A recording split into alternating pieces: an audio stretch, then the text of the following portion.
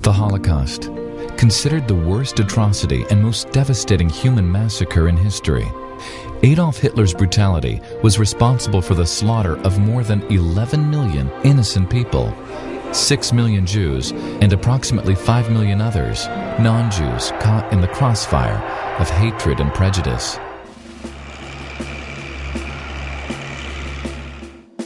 Anti-Semitism was growing. I was kicked out of Cub Scouts at the age of 8 because of my religion. They burst into the house and ripped the floors, ripped the walls, ran around from the attic to the cellar and pulling out the Jews. And they shot 3,000 people. They were throwing them into the grave, dead or alive. The water, the peasants reported, turned red. The earth was so saturated with blood. Many survivors of the Holocaust owe their lives to the heroic deeds of numerous non-Jews who risked their own lives to help them.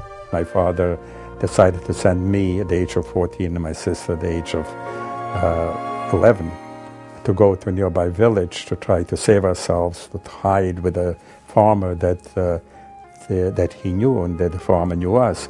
As far as myself and my parents and my cousin and his family, 83 people eventually all together, we found this farmer and he dug a hole underneath his pigsty. He was a very poor man, owned only 2 acres of land, had 5 pigs and a cow.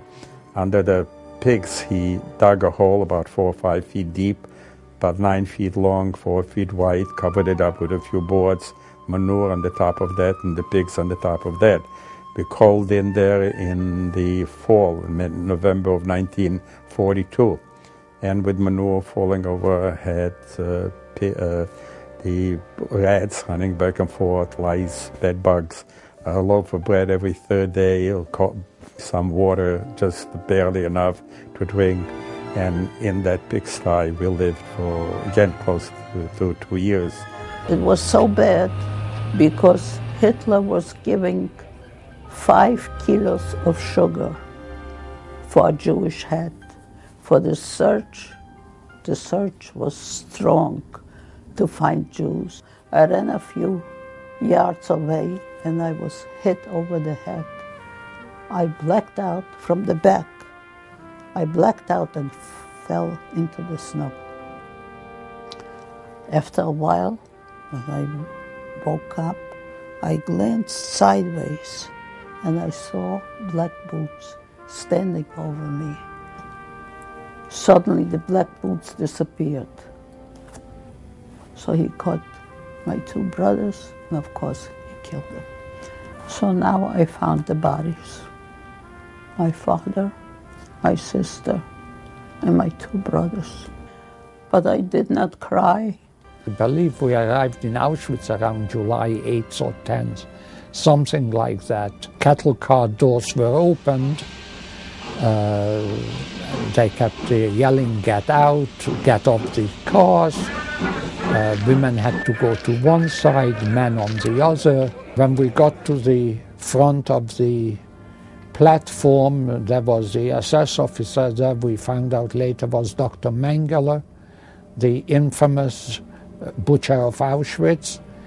And he just looked at people and sent them either left or right. Both my father and I were sent to the left, which meant we were staying alive. Anybody sent to the right, they were marched right into the gas chambers. I saw the assessment taking out his gun from the holster and started shooting. I fell. I was conscious. The bullet went past my lungs and it exited through the back. I fell. My brother was near me in a second. He started crying. I told him, "You don't cry." I think of the million, maybe the 1.5 million children who perished, and I am filled with such gratitude and appreciation every day, every morning, for being alive. Every day is so precious. life is so precious. And that's the lessons that we have learned, and that's, I think, the lessons that we teach.